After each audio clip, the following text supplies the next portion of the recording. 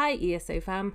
Today I'm excited to bring you a concise guide on acquiring the beautiful Barkroot Blessing skin in the Elder Scrolls Online. Despite being one of my personal favourite skins in the game, it seems to fly under the radar within the ESO community. Whether it's due to its underrated status or simply a lack of awareness, I can't help but wonder why more players haven't embraced its unique charm. Tailored for wardens or characters with a druidic vibe, the Barkroot Blessing skin effortlessly immerses you in the natural world, allowing you to blend in with your surroundings. I don't know, it's a lot nicer than the many zombie-ish looking skins in the game. To get the skin, you will need access to the Antiquity system, which was included in the Summerset chapter.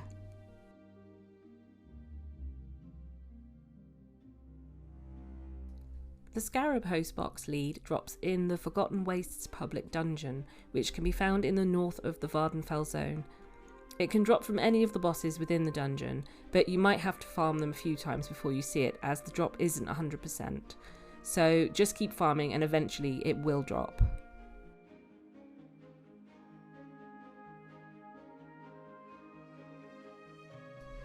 The Amber Heart drops from a walking zone boss called the Preserver of Gallen in the Gallen zone.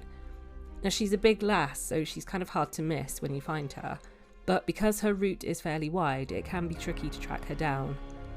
She tends to stick to the upper part of the map.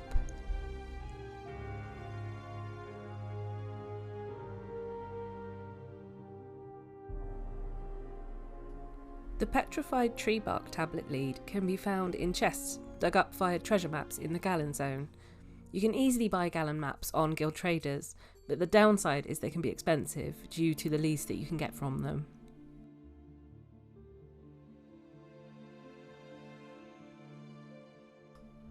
The Dolmen Clay drop is a bit misleading, because you want to farm volcanic vents in Gallen rather than dolmens in other zones. The lead will drop in the reward coffer at the end of the volcanic vent, but as with all leads on this list, it's not a 100% drop chance, so you might have to farm vents to get it.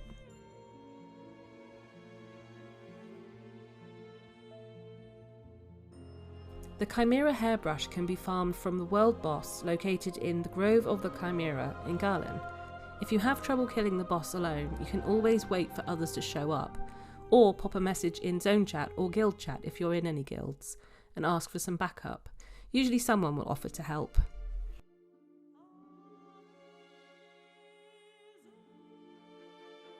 The Writhing Vine Mass can be farmed from the final boss in the public delve, Fawn's Thicket. Because the drop isn't 100% guaranteed, you might have to kill him a few times. Respawn is around 3 to 4 minutes, so what I did was made myself a cuppa and watched YouTube in between spawns.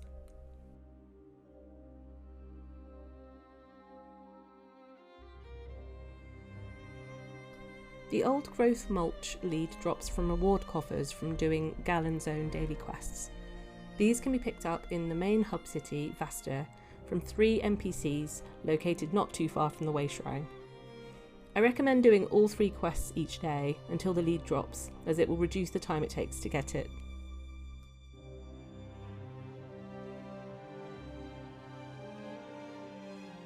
The Living Bark lead can be farmed from the final boss in City of Ash 1, which is a 4-person dungeon located in Greenshade. You can queue into this dungeon via the dungeon finder if you like, or you can travel directly to it with a group or on your own. If you've been playing the game for a while, you shouldn't have too much trouble farming this lead solo, but if in doubt, take a companion with you.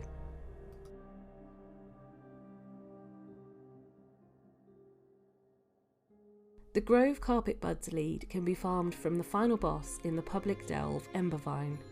The delve has a maze-like layout with multiple levels, so you'll probably need to trek a bit to find the boss. He's not too difficult to defeat though, and as with other bosses in the game, his respawn time is around 3 to 4 minutes, so you can hang around until you get the lead.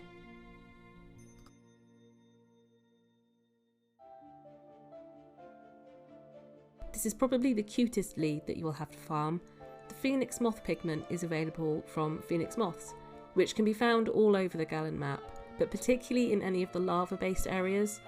It might take a few moths to get the lead, but if you farm it during nighttime, they're a lot easier to see from a distance.